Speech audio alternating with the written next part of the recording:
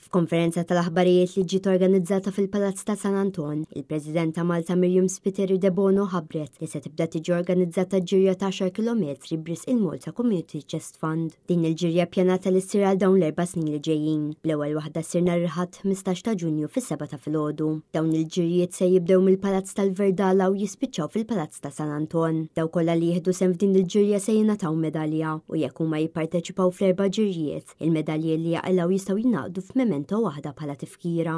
Richard Vassallo, wieħed mill-persuni li jen fl-organizzazzjoni ta' dawn il-ġirjiet, semma kif din l-inizjattiva mhux biss inkorporaw it-tlet palazzi, iżda din il-ġirja tiġi eżatt 10 kilometri li huwa standard fid-dinja tal-atletika u bekk jistgħu jolqtu aktar nies. U fil-waqt li din is-sena l-ġirja se tkun mill-Verdalla sa San Anton, is-sena d-dieħla se tkopri rotta minn San Anton sal-Palazz tal-Belt. Fil-waqt li ġew mikallef organizzatur ieħor ta' dawn il-ġirjiet, spjega kif huma se jieħdu r-rotta li tgħaddi mill-Imtarfa minn Taqali imbagħad jieħu triq tar-Rabat biex jgħaddu minn Ħattard biex imbagħad tispiċċa fil-bitħa tal-Palazz ta' San Anton. U spjegaw ukoll li huma għamlu li setgħu biex ma jaffettwawx it-traffiku u offrew soluzzjonijiet għar-rotot alternattivi għal karozzi.